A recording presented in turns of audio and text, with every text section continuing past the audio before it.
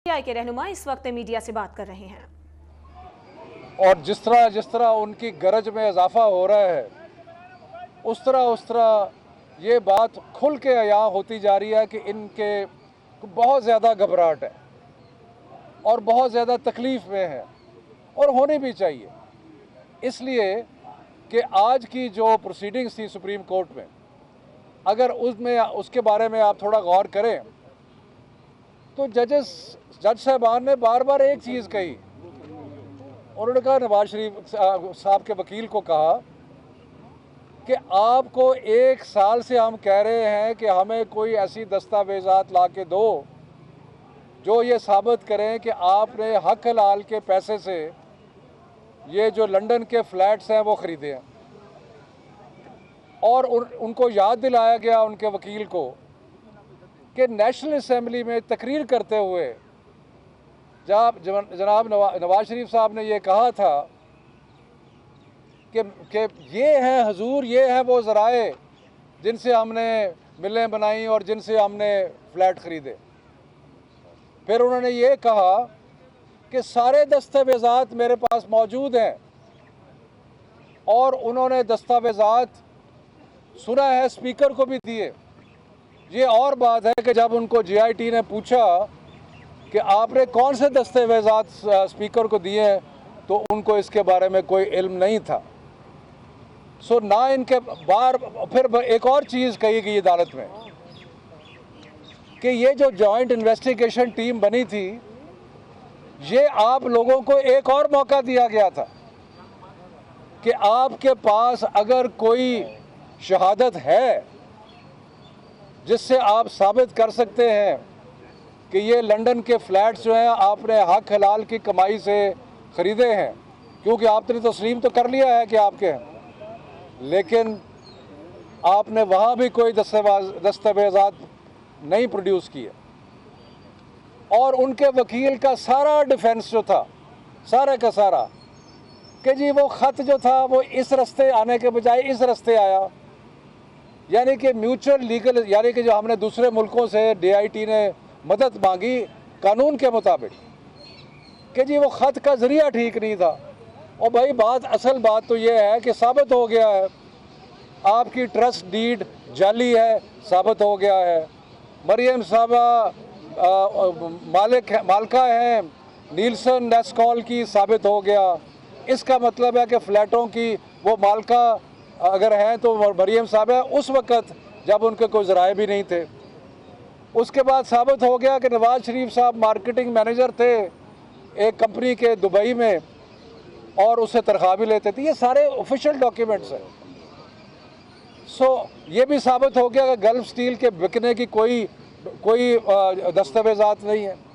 तो अब आपके पास केस तो आपका ख़त्म हो चुका है, और जो हमने हमेशा से कह रहे हैं ये करप्शन की कमाई है। असल कारोबार आपका करप्शन है, क्योंकि आपकी सारी कंपनियां जो हैं वो खसारे में जाती हैं और अरबों रुपया आपको रेमिटेंस के तौर पे आ रहा होता है। तो इसलिए ये बिल्कुल क्लियर हो गया है कि आपने करप्शन की है, और करप्शन करके आपने इजाज़तें बनाई हैं, और 1 साल में आप अदालत को कुछ साबित नहीं कर सके, जीआईटी के सामने कुछ साबित नहीं कर सके। बिस्मिल्लाहिर्रहमानिर्रहीम। अभी बताते हैं। सबसे पहले तो आज के जो दलाइल हैं जनाब वज़ीर आज़म के वकील के, बहुत अच्छे वकील हैं, लेकिन जब मुकदमा ना हो तो क्या किया जाए। तो आज उन्होंने जो एक पूरा आज का दिन है उसमें उन्होंने जो आर्गूमेंट्स किए हैं वो ये है कि जी आप मुकदमा जो है वो नैब कोर्ट को भेज दें। जो तासुर है वो ये आता है कि नैब कोर्ट को आप मुकदमा भेज दें और हमें जो है वो यहाँ पे जो है वो ना करना पड़े। हमें इत्तेफाक है इस बात से, प्राइम मिनिस्टर को डिस्क्वालीफाई करके मुकदमा नैब कोर्ट को भेज दिया जाए, बिल्कुल सही है, और जाना भी नैब कोर्ट को ही है। जिस तरह मैंने आपको सुबह अर्ज़ किया था कि जो 14 साल की सज़ा और 10 साल की नाअहली, वज़ीर आज़म को इससे कोई मौजज़ा ही है जो बचा ले तो बचा ले, वरना ये एक दीवार के ऊपर लिखा हुआ नज़र आ रहा है।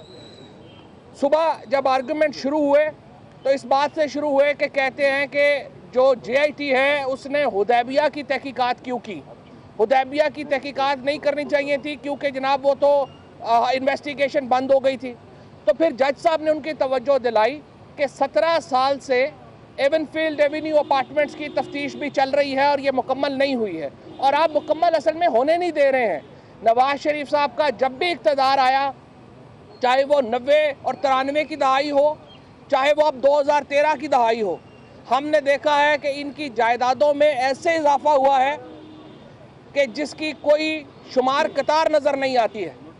और अभी आज की प्रोसीडिंग्स का एक लाइन सिर्फ यही मुझे लग रही है कि इंशाअल्लाह ताला नवाज शरीफ साहब की ग्रैंड गुड बाय के लिए पीटीआई जो है वो अपनी रिसेप्शन का इंतज़ाम करना शुरू कर लेगी और इस्लामाबाद के अंदर जश्न होगा क्योंकि उनके वकील हथियार पहले ही फेंक चुके हैं।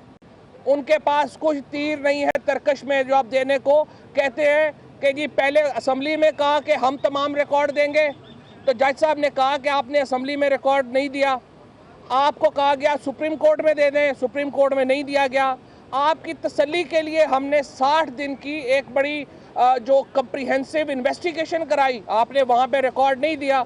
अब भी आप हमें यहाँ पे कल दे दें और बात ख़त्म कर दें। क्यों, किस झगड़ा क्या है? सारे का सारा झगड़ा ये है कि नवाज शरीफ और इनके फैमिली ने अरबहा रुपया पाकिस्तान से चोरी किया, करप्शन की, लूटा और वो बाहर ले गए।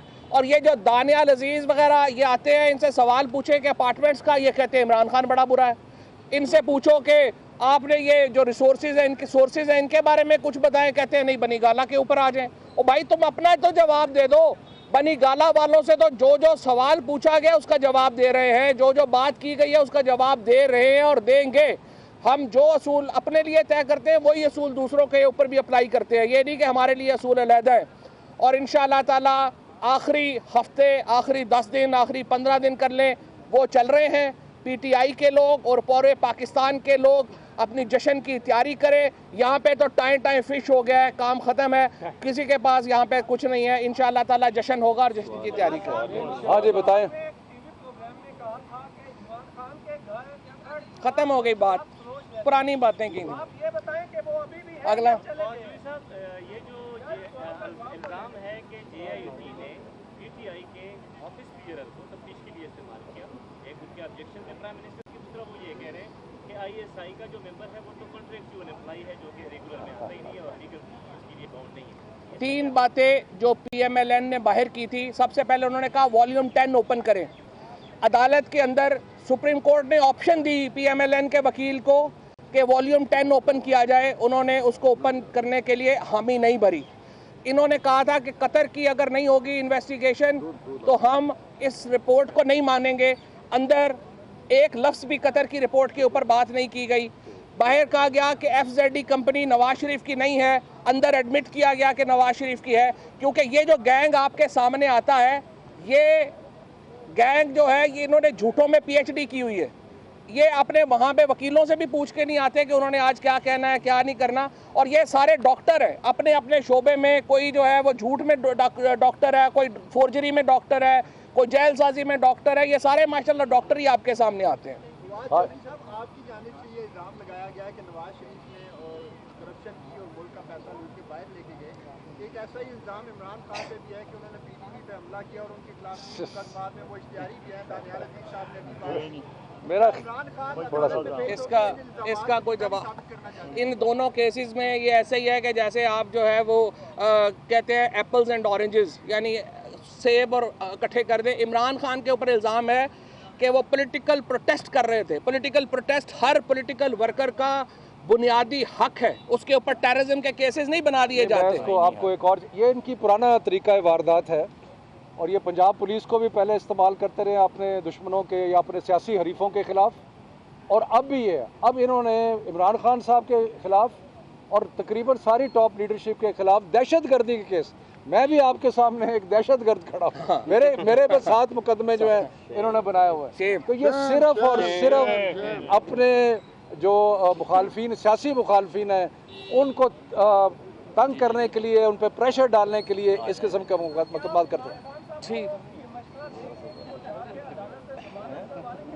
Imran Khan as a political worker या पॉलिटिकल प्रोटेस्ट है कि आप टेररिज्म में चार्ज नहीं कर सकते पॉलिटिकल वर्कर को। और सारी जो अपना पाकिस्तान की तारीख है वो भरी हुई है पॉलिटिकल प्रोटेस्ट से। वो बनी गाला में है, आप टेररिज्म कोर्ट में आप जाकर गिरफ्तार कर लें, आपको प्रॉब्लम। और कोई सवाल?